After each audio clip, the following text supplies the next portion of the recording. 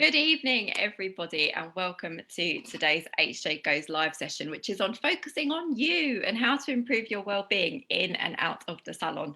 So for today's session, we're speaking to Hayley Jepson, who is better known as the Resilient Hairdresser. You may have seen her on Instagram as the Resilient Hairdresser, and she's a trained therapist and also a hairdresser who coaches members of the hair industry who are feeling stressed and overwhelmed.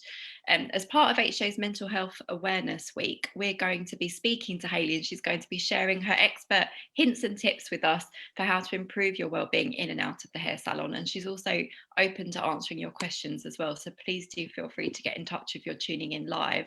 So thank you so much for joining us today, Hayley. It's great to have you here. Oh, you're welcome. It's a pleasure. Nice to see you, Laura. Oh, fantastic. Can you maybe start off by just telling us a little bit about your background as a hairdresser and a therapist for anybody who hasn't come across you before? Yeah, it's kind of interesting. I've just literally stepped away from behind the chair within the last 6 weeks or so. And I've been hairdressing 29 years and I was a colour specialist. And I started out at Tony & Guy. I worked for them for 10 years. And then various other places after that. But I've done a lot of things, like I taught MBQ, I taught in the academies for Tony and Guy, all sorts of different sides of the industry. And then about 10-ish years ago, I was in not a great phase really with hairdressing. I was feeling a bit disillusioned. I was burnt out in retrospect, very burnt out. I was just not happy in my job, tired of hairdressing, tired of people, tired. I was tired of everything. Tired, yeah. I was just tired. That is basically the way to put it, yeah. you know. My creativity was struggling. I was, just tired of clients and everything. And anyway, I was struggling with depression a little bit at that time, as I had been on and off most of my life since a teenager. And it was back at this time. And so I was seeing a therapist, and I've been seeing a therapist for a couple of years. And I started to feel better in myself, but I still wasn't feeling happy in my job. And so I decided to quit and become a therapist. I literally said to my therapist, I want to do what you do. How do I do that? And she said, oh, you could do this and you go here. And, and then it was like, you can pay monthly. And I was going, wow. That's the answer for me. And so I did it, and I laugh when I look back and I can't believe I actually had the staying power, but I did. And I retrained as a therapist. It took 4 years while I was still working. And then I left. I became a therapist. I did that for 5 years. I specialized in young people, sort of by accident. And I was happy, and I thought that was me done. I was now a therapist forever, and my hairdressing career was over. And then I started to feel a little bit lonely, would be the best. In hindsight, I see it was lonely. But I started to feel a little low in mood again when I was working as a therapist after a while. And I realised that I was lonely in the work. I was used to a little bit more chaos. The salon staff room's fun. And this was just me and one other person all the time. And it started to affect my mood. But because I had some different skills now, I knew why I wasn't happy or why my mood was dropping. And so I paid attention. And then around this time, somebody asked me to go and work in their salon and just help them. They needed a colorist. And I said, well, I'll do a day and I'll see. And it readdressed the balance. I had a bit more chats and a little bit more fun. And I was really finding it fun being back in the salon, which was a surprise to me because I thought that was done. And I started picking up more days. And then one day I just thought, I'm going to go back to hairdressing. I couldn't believe it really, that this was happening. And then I started to really pay attention after a while. This is the quick version, but I started to pay attention to what was the difference now. Why were people not driving me mental? Why was I not so raw and easily offended and upset and sensitive and tired and, all the things that I used to feel. And I just realized that I'd really learned some stuff from having therapy, but also being a therapist that was really working for me as a hairdresser. And, this evolved as a thought. And I thought, I've got something to offer hairdressers who are burnt out, because I've seen loads of hairdressers leave over the years. Plenty of my friends as well have left the industry. They're burnt out and they don't think a change of salon will help because they feel it's cultural. And I thought, I think I can do something to help this. And so I started writing courses and bits and pieces and threw a flip chart in the boot of my car and started practicing on a few hairdressers that I knew, and it was popular and people were like, this is good, you're onto something. And so that's how it developed really. And I stepped away from the chair recently Not really because I was miserable, because my back's not strong enough to stand up anymore. And I knew that was coming. So I was glad I set this up. But yeah, that's why. And so here Well, we it is, are. and it is fantastic, Hayley, because you are a coach with a niche, because not only are you a trained therapist, A but you really also, little niche. but you also 100% understand what it's like to be a hairdresser. It's not somebody nodding along thinking that they know what it's like. You actually know what it's Yeah. like. I mean, there's nothing more boring, is there? You know, like, I think we've all been there, you know, where an expert comes in to tell us about our jobs, you know, and I think, oh no, there's nothing more than a mental health person coming in who doesn't really understand your job, telling you how to look after yourself. Like my friend who's a teacher says that happens to them a lot. Yeah, I And can I was imagine. like, I was like, you should retrain. But, you know, and you just sit there thinking, you don't know. Have you not had a wee for 8 hours? You know, Exactly, do you know what definitely. it's like to have 3 clients and be running late? You don't understand putting your prices up. It's terrifying, you know, and I think you can't know that unless you're a hairdresser. I No, just don't think you can. definitely. And I guess because you are a trained hairdresser as well as a therapist, it means that the people that you talk to, they're happy to confide in you with their issues. So it might be useful for those tuning in. And please do feel free to ask us questions. I can ask them anonymously for you if you prefer. But maybe you could just tell us a little bit about the most common well-being issues you're seeing at the moment, and then maybe give Right us, now. yeah. There was, well, leading up to this moment in time, there was a lot of fear about going back after the 3rd lockdown, like much more than the ones before. Something was different.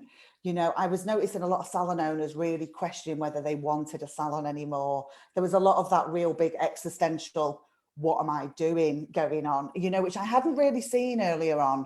So a lot of people just thinking about throwing the towel in. And I just found that so interesting when we come this far. But they were tired, just tired. And like, I don't know if I can do it again. And what if it happens again? And also really knowing what you're going back to. You know, after that first lockdown, we were just like going in blind. You know, you didn't know the impact those waiting lists were going to have. The Christmas one was mental. And I think that's when everyone got really done in. And then by the 3rd one, all everyone was saying was, I don't want December. You know, there was a real, I can't go back to December thing happening. And so I've had a lot of salon owners really questioning if they want to keep a salon. So a real anxiety around that. A lot of people actually just really question if they want to be hairdressers still, quite a lot of that. A real lot of fear around increasing prices. And that's generally quite common, I find. It's one of the most anxiety-provoking things within hairdressing, I think. But there's been a lot of that this time. I think some people hadn't put them up yet, or maybe they were doing it for the 2nd time. And there's a lot, I think they were anticipating pushback from clients, and some got it, you know, but I feel people have really had a think over the last year and wanting to change how they work. And by this 3rd lockdown, they're quite determined. But there's been pushback, and people are stressed about that. And it makes you, I find my clients are sometimes worried that they've made the right decisions, but no one ever, what's the word? No one regrets putting boundaries in and improving their business, but it's very scary to do it. And you may lose a couple of clients who don't want to jump through the extra hoop of booking online, paying a deposit, all those things that elevate our business and keep us safe. Some people don't want to do it, you know. Some people really benefited from some hairdressers not having good boundaries. And so some people are struggling with that. Some of my clients are struggling with clients they've had for 20 years, not that happy. And that's really hard. I think that's hard. Definitely. Do you have any, I mean, we're talking a little bit there about working hours as well, aren't we? Because obviously there's that expectation. That one. for extended working hours as well. And what advice are you giving to all of these clients that are coming to you with all of these issues at the moment? Most of the people in I spoke to before and after, you know, so it's not so many have come to me kind of after it going, oh, I don't know what to do. I've sort of seen people before it and after it. And, you know, I sort of ran some courses particularly aimed at this, one called Burnout and Boundaries, that I wrote in lockdown 3 to answer the stress I was seeing. I wanted to help with this fear of going back that I could see. And so I wrote that on purpose. So a lot of people have done that and then some stay for one-on-one coaching. So I've sort of watched the whole process. So not so many have come that way, to be honest. So, really, I'm just sort of holding their hand through the process of doing the stuff they planned. But I'm starting to get new clients now who are doing what you're saying, who are just like, I didn't put any of the stuff in place. It's a nightmare. I can't work like this. And that's harder. It's easier to prepare in a break. It's a bit like if you open a shop tomorrow, Laura, a salon, it's easier to start as you mean to go on than change the culture. That's hard. There's no two ways about it. And most of my job is spent talking to people trying to do that. Yeah, definitely. It's just hard. It is. It's difficult conversations, but that are really worth it. Definitely. And the hours have definitely come through. And sorry to try and actually answer your question. What I was saying to people before to prepare for it really was, I don't think it's smart to do crazy hours, the 12-hour days, 7 days a week. And most people have decided they weren't doing that again because they'd done it in December and it was miserable. But they didn't really know what else to do because everyone was expecting them to do that. And I sort of said, I really think it's smart to do your normal hours because it's a marathon, not a sprint. Yeah. This is your life now. And by the time you get to the end of your list, it's going to start again. So just look after yourself. People are used to waiting now. But if you feel that you really want to get a head start on your list, put a time limit on it. Maybe work longer hours for 2 weeks and then stop. But don't do it indefinitely because you'll get so miserable. And so I found a lot of people did that. They sort of decided to do a short period of really going at it with a little break and then going back to normal and stuff. So, I think you do whatever you like and whatever you're up to. When I was in my 20s, I could do longer hours than I could in my 40s, so and if you've got kids and a bad back, there's a million things that factor into how many hours you can do. And I think, but do it for you, don't do it because you're under pressure. Definitely. You'll get resentful, and resentful's the beginning of the end. That's fantastic, Hayley. And actually, we've had some comments here from Andre, who's based in Canada.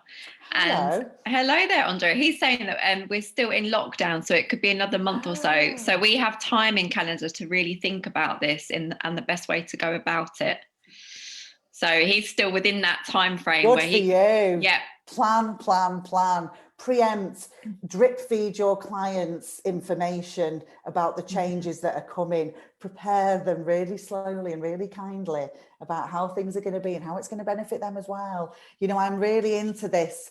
Stay in contact with your clients and be constantly informing them so it's not a shock when things are changing and your prices go up and and all the things happen, and I'm really into that. And I think I always think this, be honest about the hours you can do. I had to do this anyway a few years ago because, as I told you, my back is kaput. But that was a slow thing where I started to realize I couldn't do 8-hour days anymore. It wasn't possible.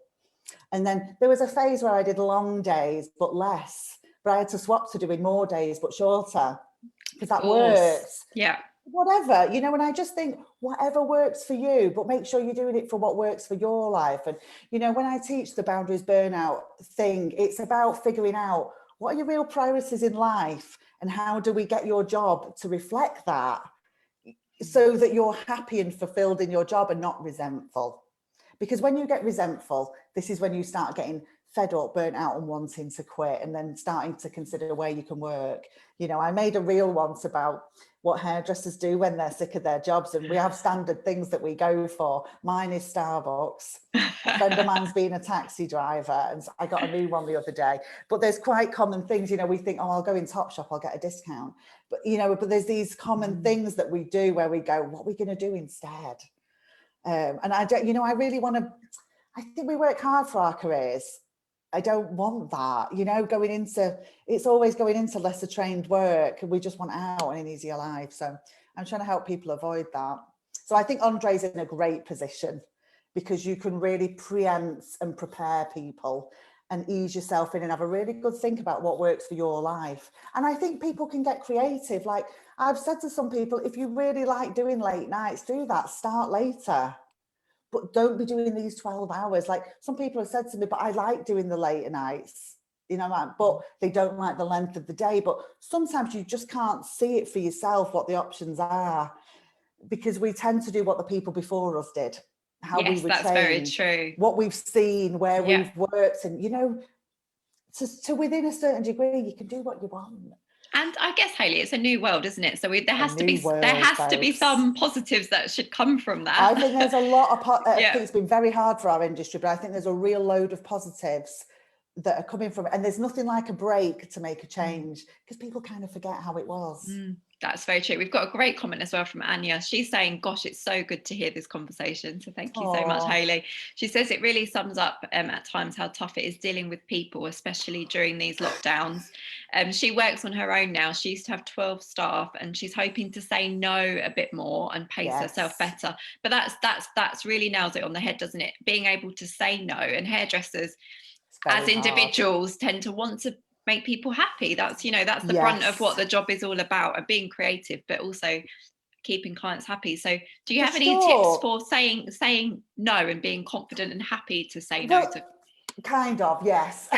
What I was thinking was, I think it's good to understand why it's so hard to say no. And I think there becomes this invisible tie between paying your mortgage and pleasing this person.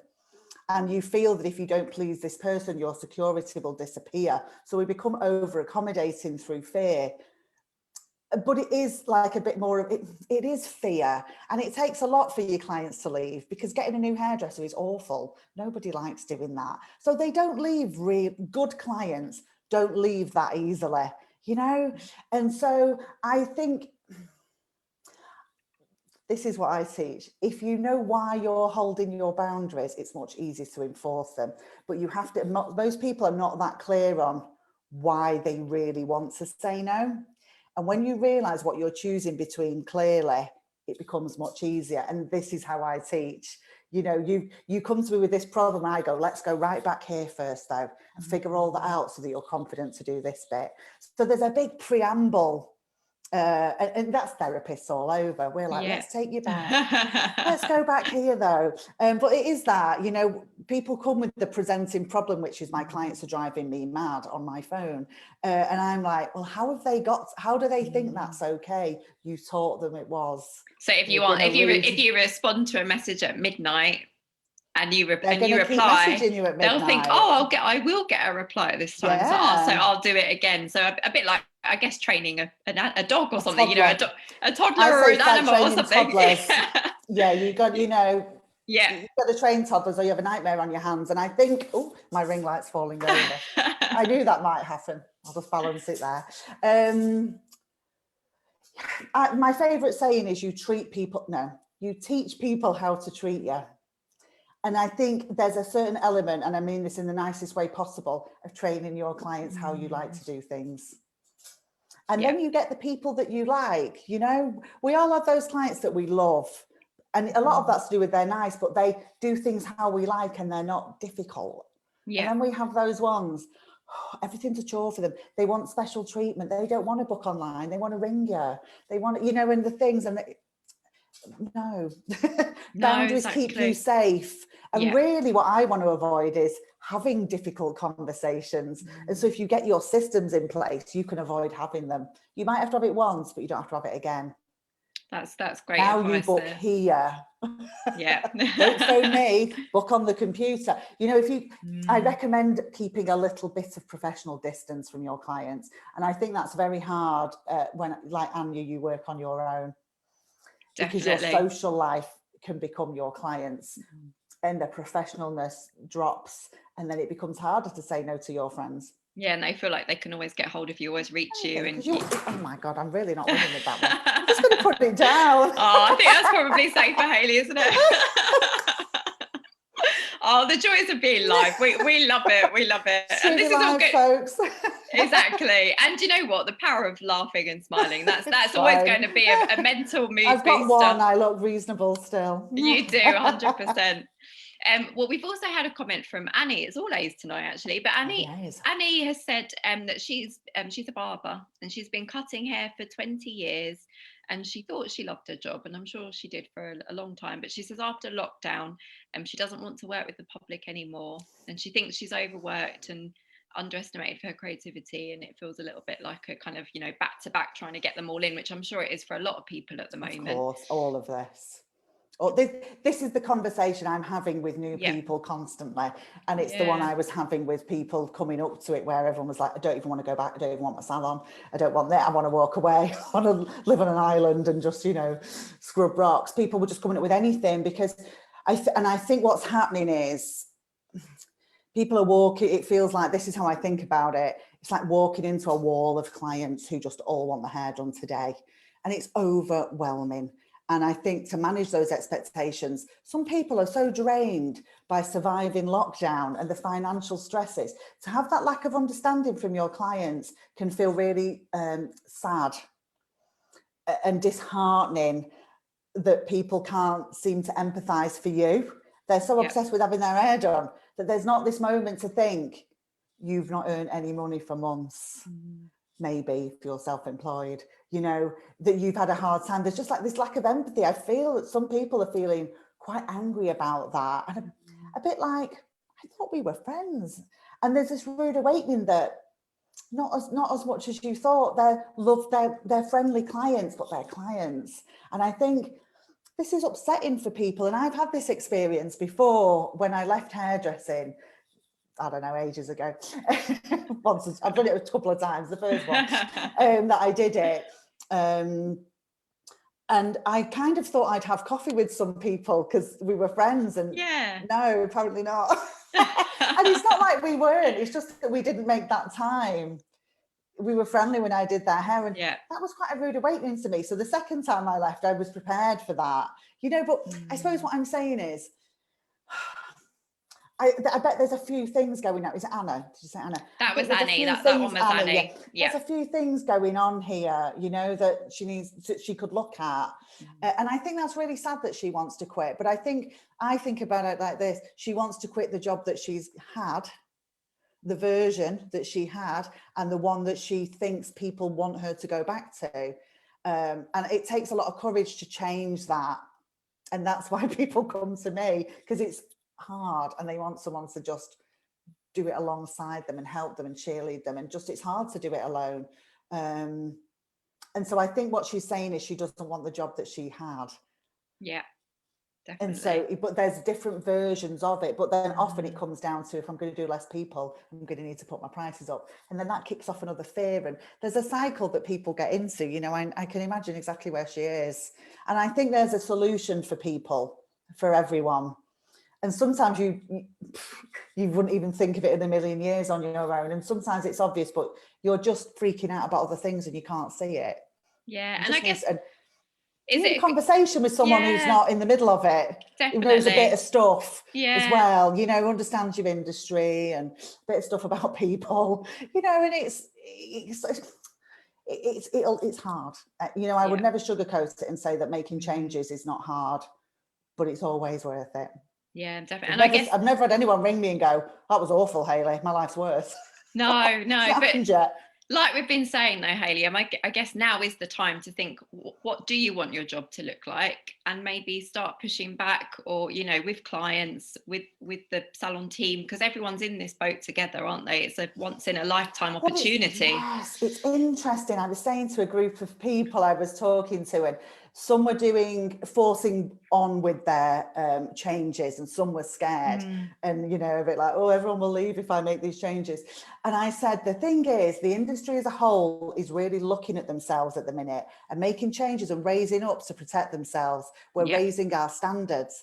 And if you don't, you will be left behind, and you will become a magnet for terrible clients. Because the terrible clients are going to leave the people raising up, and they're going to be looking around for someone without boundaries because it's easier and they're an effort, and they're going to all come to you. So raise up together, folks, because otherwise it gets harder, you know. It's not that you get worse, it's that you get left behind. And my friend Nancy Stripes said this to me about it when I was chatting with her about something, and it was so brilliant when she said this, and she was chatting about education, which was saying it's not that you get worse, it's that everyone else gets better. And I thought, oh, that's such a good saying, so I must credit her with that.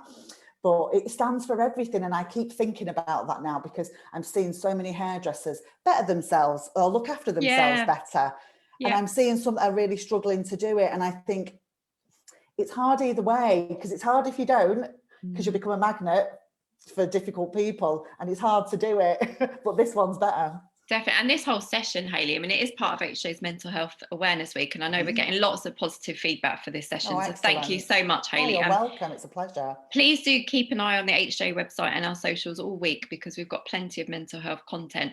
But this whole session is all about focusing on you, isn't it? And making yourself a priority, which is key, isn't it? Because then clients will respect you and maybe will push back. That's a very good point. A very good point is that boundaries invite respect.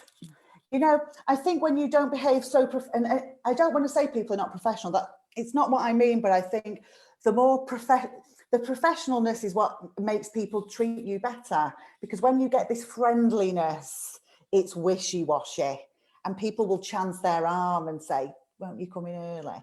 Can't it? Just for me, you know, you get that. And I think I would never do that to my dentist, because there's a something here. I wouldn't ask her for a price reduction. I wouldn't ask her to come in on a day off. They wouldn't happen. But it doesn't happen from dentists, as far as I can see. No. I know a few. I'm going to ask them. But it happens a lot in hairdressing, and I think that there's a difficultness with that friendliness. And I'm not saying don't be friendly, but I think that balance is I think that's where we need to look. Yeah. The slight professional distance being kept, I think it protects us. Yeah, I think that's very, very true. I learned that the hard way. It took me a long time to figure that out.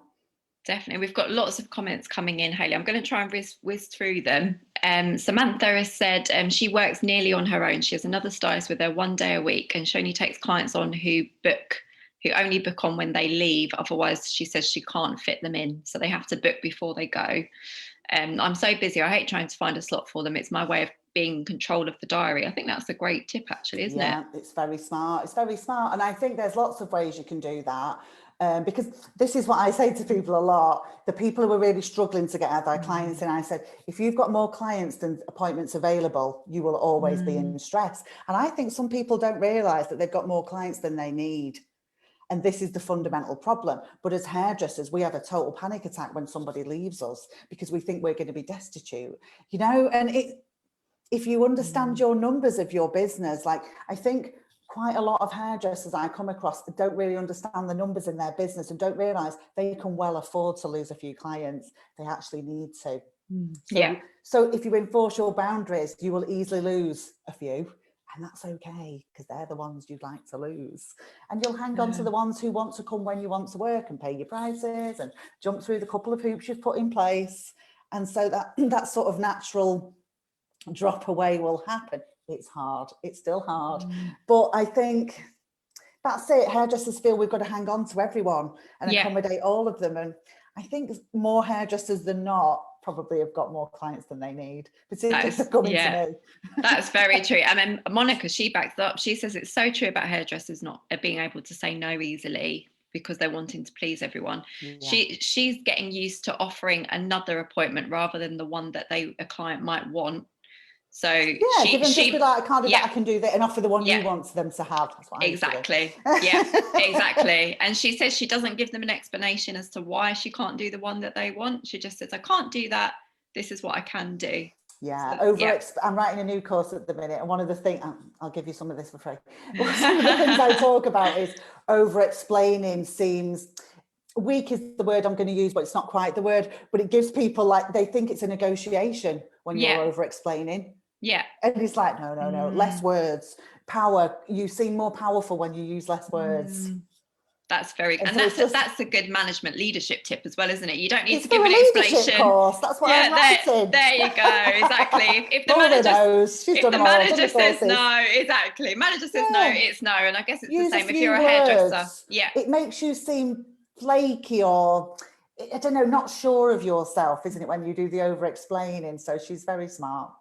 That's brilliant. And Tia has said that she's training clients to treat them the way that they want to be treated. Good for her. So we're but like, just treat people well. I think, you know, sometimes the stories that I hear that people tell me about clients, I can't believe it happened. You know, I just think, why do people think they can speak to some of my clients like this? It's shocking, you know, then I just think, who speaks to people like that? But there's rude people out there. Definitely. And she said, I mean, it's exactly what you're saying here, Hayley. She's saying that she's finding that the clients that, you know, are getting it, they're attracting the ones that they want, and the other ones, it's just move along. If they don't quite fit, then, you know, they can find somewhere else. So it's about having the boundaries again, isn't it? It is. And I'll tell you what's really interesting. I've noticed with a few clients that I work with, they've put their boundaries in and they're attracting new perfect clients who are paying the prices without questioning. They're doing the sort of work they want to do. They're like easy clients, you know, they're dream clients. They're struggling with the ones that they agreed to everything with when they were building. Yes. And that's what happens. People do a lot of yesing at the beginning. Oh, well, yeah, I'll do a perm. Yeah, we'll do dry coats. Yeah, I'll do your kids. And then, you know, a couple of years later, you're full of kids. And dry coats and perms and blow and whatever you don't want to do. And then you feel like, but they paid my bills when I was desperate. I shouldn't be wanting to get rid of them now. People feel like they owe these people something. And I really understand that, because someone said to me the other day, one of the clients, they fed my kids for years. Why do I think I'm better than that now? And I was like, oh. Yeah. But so hard. But I just think it's not quite that though, is it? You know, but that's her fear, is that they'll think she's too good. And it's like, no, you're just putting your prices up. No, and also everything's gone up in the past few years. Everything definitely goes up. And the hairdressing industry, like we've spoken about, it doesn't stay still. So you, from the start of your career to now, you're much more experienced. You've got much more to offer that family of kids and the mum, the dad, and you know, or maybe it's just like, you're going to pass the kids on now to the junior stylist. Exactly. You know, that's all it is. You're not saying no, you're just saying only on these days. You know, it's just readdressing. You know, there's ways and means of doing it nicely. Definitely. But it's a common problem. I think if your business is always evolving though, it's less hard because people always know that you're always improving. But I think when you've never changed anything for 20 years, it becomes so hard.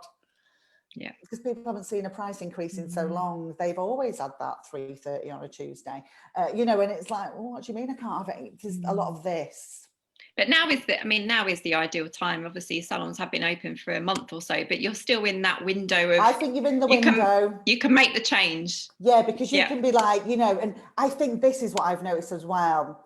A lot of people realised they didn't know how to get hold of their clients en masse, because there's nothing more miserable than sending out 300 texts or phoning. It's awful. And everyone was thinking, I need an email list. You know, and now's the great time they're all coming in the next few months, get some emails, build a list, one email, ding, you've told them all, these are the new hours, come and have a skin test. Here's the new price list, you know, I'm going on holiday. Or, you know, even we've got a cancellation on Thursday, who wants it? You know, if you've built an email list, but so many people, we didn't do that stuff. Maybe the big salons were, but freelance hairdressers weren't. I didn't have one. one. And, you know, and I realised, I was like, oh, that's hard. Yeah. And you know, I managed to do some mass texting, but that was still difficult. And a lot of people, you know, I've been saying this is the time to get on top of that. We probably won't have another pandemic in our lifetime. You know, it's a good 100 years. We can touch some words. Yeah. But admin is time consuming. This is what people have learned. Managing all of this has been hard because there was infrastructure that was missing. Definitely. And actually, Hayley, that ties in perfectly with my next question, which is about that work-life balance. And I guess if you're doing admin when you're not working on clients, that's more work, and your work-life balance is skewed, isn't it? Do you have any tips for people that are really struggling with going from having a full kind of life balance during lockdown maybe to now having to juggle that work-life balance? And I'll tell you a funny story first though.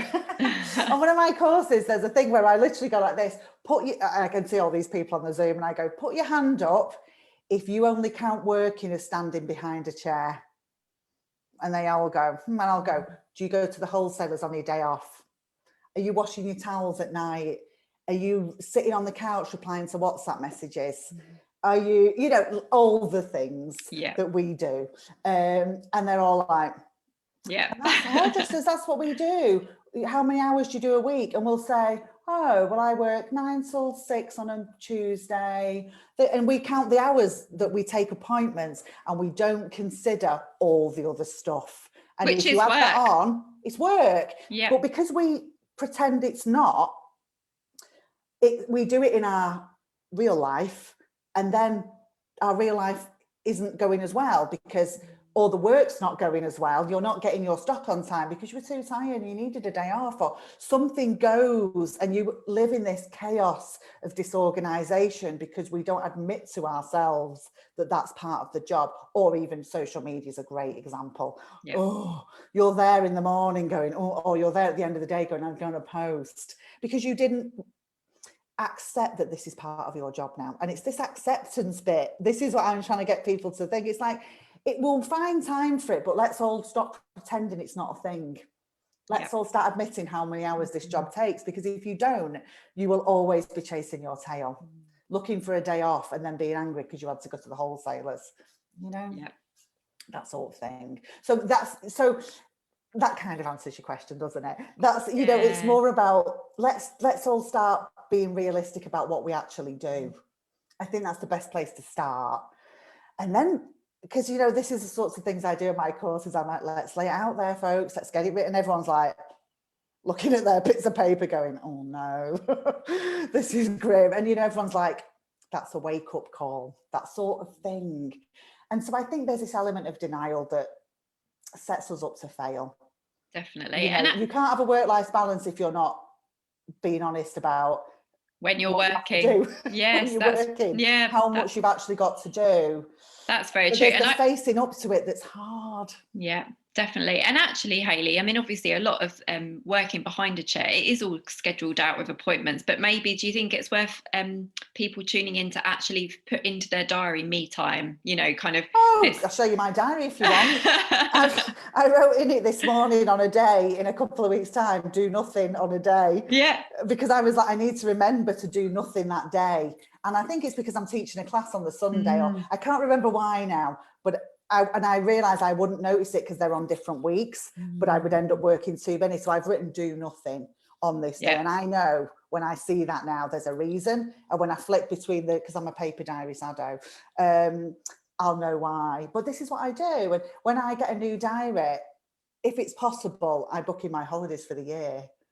You know, I plan, I start with the time off, maybe some education that I might want to do. If I plan that yet, you know, and I schedule it in, and I sort of now know that I can't do so many weeks on the run.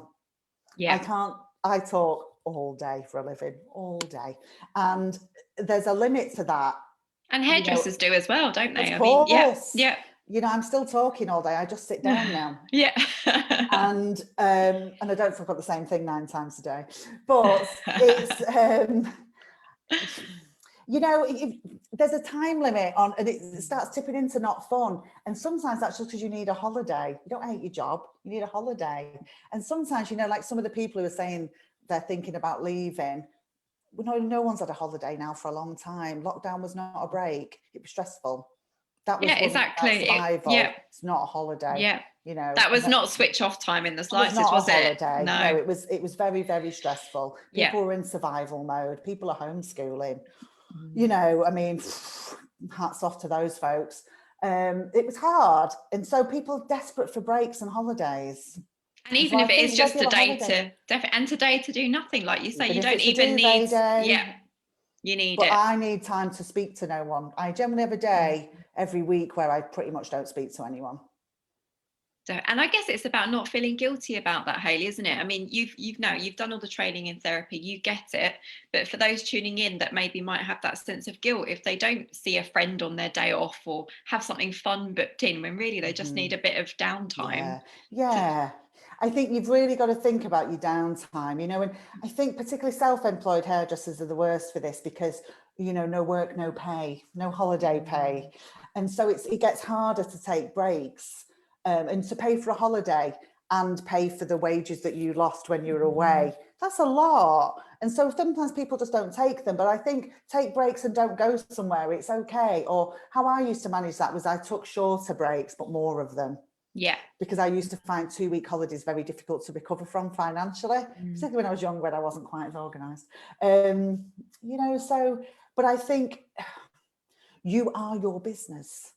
You are the thing to look after. You're the products. You must take care of it.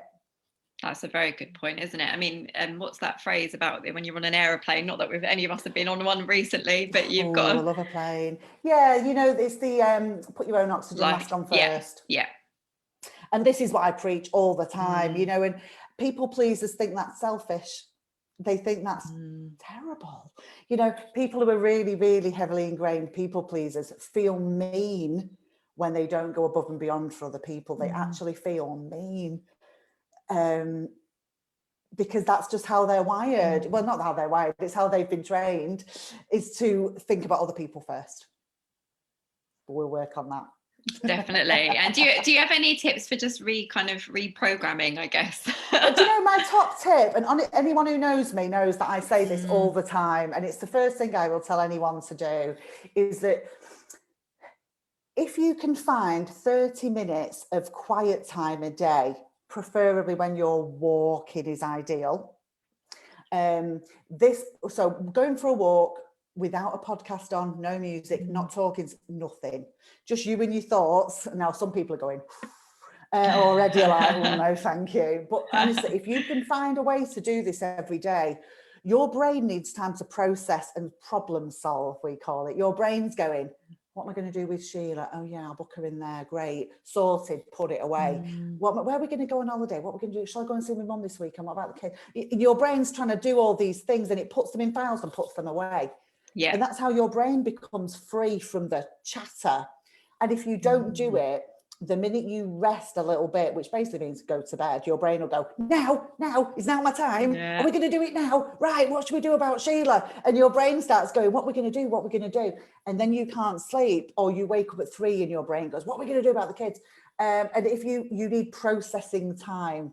And the reason it's good when you go for a walk is that you occupy this busy bit of your brain here that frees up the problem solving bit of your brain to do it. So it's better when you occupy it with a task that you can do easily. So walking, knitting, driving is not too bad. Something you can do without overly thinking about, because you want to use this bit of your brain that does the easy things, like just not having to trip over is all it's got to worry about. Definitely. We're getting some great comments here. We've got Anya said best 40 minutes she spent in the last 5 months. I think that's a compliment and a half. Tracy has said, I've just so needed this. So thank you. That's kind. The hair retreat said it would be good for clients to hear this conversation, because they often don't understand what's going on behind the scenes. Well, I'll tell you what, I got invited on a podcast. It was a mental health one, but it wasn't for hairdressers. And I said, yeah. Because I normally don't do podcasts like that, but I thought clients will hear it. Yes. And people will start thinking about their hairdresser in a different way. And I thought that'll be nice. Yeah, definitely. Yeah. And they were asking me questions like, how could you look after your hairdresser? And I was like, I've got loads of things to say. So I'm trying to infiltrate through the back door. That's fantastic, Hayley. It's true. Definitely. And a lot of people are also talking about their own personal experiences of burnout, which is, it's just more and more common, isn't it? I mean, there's no doubt about it. It's like my sort of plan of action when I started this business was a few different things. One of them was, burnout is my main thing that I'm obsessed with. I'm obsessed with it. I want it to become more talked about. I think burnout's like the dirty secret in our industry. Everyone's got it, and everyone's pretending they've not. And I think if we normalize it a little bit more, that's the first step in changing it. Because we've all got this, haven't we? It's rubbish, innit? What we're going to do. And then you become the odd one out when you're not taking breaks, or you're not giving them to your staff. And you're not the norm anymore. You're actually getting left behind. Yeah. It's like, I can't even think of a good example. So I'm not going to. But, it's that thing of, it's a bit old fashioned, isn't it? So I think we want to raise. And so I think the first step is admitting it's a thing. Because I think some people are very like, I'm not like that. I can do anything. I'm strong. Yeah. We've got an industry full of real strong people, but women particularly are quite they have like the superwoman complex. I can do everything. I can raise 3 kids, clean my house, run a salon, look after my staff, do education. You know, we're real like go-getters, and there's a pride in that. And I think it can be the downfall. And so I'd really like for people to be, hairdressers to be taught from day one, this is how you cut a bob and this is how you look after yourself. This is how you do highlights. This is how you look after yourself. And it's just there always. But it's not, it's nowhere at the minute. It's just not a thing until you get fed up. And I think, oh, could we not just get to the bit? Let's try and avoid the fed up phase. I want to preempt it so that people are tooled up, you know, that's my plan. But definitely. I think the older hairdressers, we need to start modeling it to the next generation. This is how you look after yourself. This is what you do. Because we all look up. We all learn. You don't set breaks. Who's had a wee? Not me for hours. Oh, you're amazing if you don't have a lunch break. That you're really popular. All the daft things that I was taught, I think wouldn't it have been good if someone was modelling to me. Make sure you get a break, Hayley. It's really important. Make sure you go home and spend time with your family. This is how you know, this is the way you keep being creative. You have to look after yourself. So I think it's the responsibility of the older hairdressers to model it to the younger ones. Definitely. And it is mental health awareness. Yeah, definitely. And it is mental health awareness week. And obviously we're doing lots of content all week about it. But it's not just, this session is all about focusing on you, but it's about you being there for your colleagues, for your employees, for your teams, for your staff. So about that, as you say, it's about saying, you know, we're not afraid to talk about this. You can talk to us. We want to help you. And cultures are different. I mean, I've worked in loads of salons and the culture was very different in lots of salons. Some were a bit more open, some where everyone had to pretend they didn't have problems. And it is what it is. And you know where you work, but maybe you're a salon owner. And if you are, it's your job to change the culture. The culture comes from the top down. It doesn't come from the bottom up. Culture only comes from the bottom up when it's revolution. Culture comes from the top. And no one wants a revolution if you've got a salon. So, you know, move with the times, be a great salon owner. You will attract great staff. You know, I know a few brilliant salons and they're attracting the best staff in the area because they offer the best environment. And there's no doubt about it, Hayley. I mean, there is an apprentice issue at the moment within the hairdressing industry, but young people, they know what they want, don't they? And they do want to have a good work-life balance, and they want to feel respected. And I think in lots of ways, you know, there's this, are you talking about how like they're not coming into our industry quite as much because they're like, why would I? You're like, how many hours? No, thank you. How much money? No, thank you. I'm going to go over here, do an eyelash course and make a fortune because they can, because they've got Instagram and all the things we didn't have. And I think they're amazing for that. You know, I think the young ones, I mean, I love young people, I'm always a fan, but I think they're amazing and forward thinking. And I think that there's some stuckness in our industry is like, the fear of these young people. And I'm like, no, look at them, learn from them. Definitely. Figure out how you're going to embrace them. This is how, you know, don't be the person that's like, we've always done it like this. This is how we've always, I hate that phase. Because a positive, exactly, and a positive wellbeing package where you do something a bit different, they'll love that, won't they? I've got salons that pay me on retainer to come and talk to their staff. We do wellbeing appraisals. I come in several times a year. Well, it's on Zoom now. We go in several times a year and I talk to all the staff, and it's private about their mental health. And the staff trust me now. They know I don't go to the salon owners and say they said this. That's not what's happening. And, you know, I look after them in that way. And we just check in and I signpost them to books. Depending, you know, I'll be like, you should read this, it's good, you'd like it. Or sometimes I have to send them to more serious places. This is what you need. All sorts of things. But this salon are looking, they're like, we're not trained for that. We're going to outsource it to you. You know, I just think, oh, these are good salon owners. There's definitely stuff out there, you know, lead the way. I think be part of the change. Don't be the old guard sat there going, we don't like all these young ones with the newfangled thinking. No, exactly.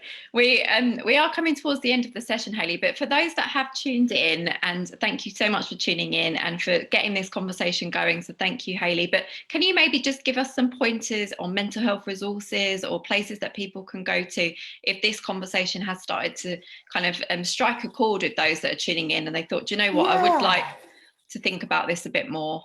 Yeah, I'll tell you, I mean, I think loads of things. I'm like, I think loads of things. What do I think first?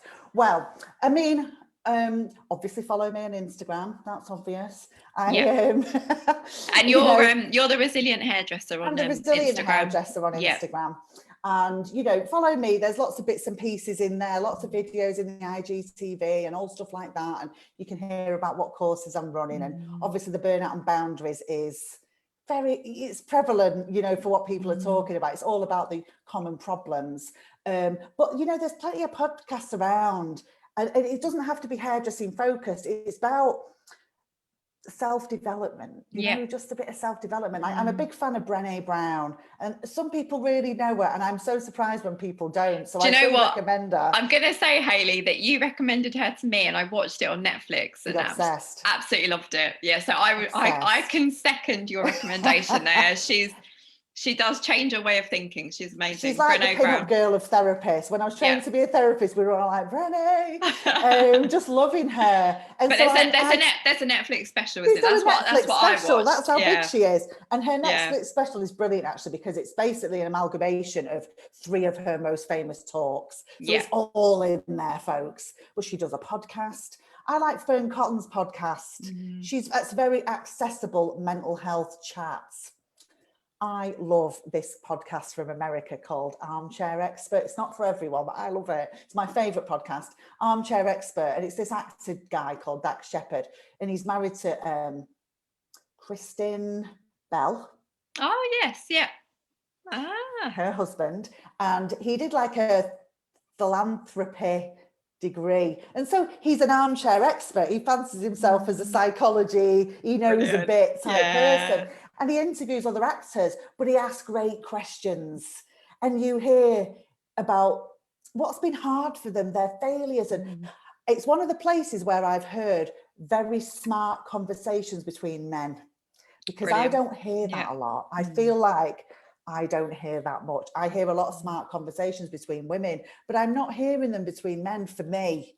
And I love that, because it makes me think, brilliant. There's fellas on the talking about what I'm talking about, and I like that. And so that's why I love it. Smart conversations that men are maybe having in private, but I'm not privy to, and I love it. And so I like it for that reason. But it's that sounds like a good one. It's hilarious. It's my favourite podcast. Just DM me if you can't remember it. I'll tell you. What else do I like? I think that's enough. I think it's quite a lot there to get people started. Yeah, definitely. Brené, Dax, Fern. There we go, definitely. And if you can't, I do have check out Hayley on the Resilient Hairdresser on Instagram as well, because I'm sure if this conversation has struck a chord with you, we hope that you found it really fascinating. But it's only definitely, and it's the start of the conversation, isn't it, Hayley? It shouldn't be the start and end. We want to make sure that people are making themselves a priority, and they are thinking about their mental well-being and their mental health. I just want this to be normal. That this is just part of the hairdressing world. Well, that's a lovely set of highlights. Oh, where are you going on holiday? Not where are they going? Where are we going? Yeah. Well, that'd be nice. Exactly. And everyone does need a holiday. And like we said, even if it's just penciling in a day of nothingness, just to sort of, be at one with yourself and take a bit of downtime. Isn't it? Oh, when you just change of scene, Laura. Oh, definitely. But the positivity we've had has been amazing, Hayley. I think everyone. That's so nice. I can't see the chat. Sam has said it's been a brilliant and great way to end the day. So thank you very much for sharing that with us, Sam. Very welcome, Sam. Brilliant. And thank you so much again, Hayley. It's always a pleasure talking to you. It's a pleasure, Laura. My pleasure. I love it. Oh, brilliant. And please do keep an eye on HJ's website and our social channels. There's lots of mental health content all week, and you can obviously always go back to it as well. We've got more live sessions this week as well. Brilliant. I'm going to watch. Definitely tune in, Hayley. We look forward to speaking to you again very soon as well. Have a great evening, everyone. And thanks so much again. Thanks so much. Take care, Hayley. Bye.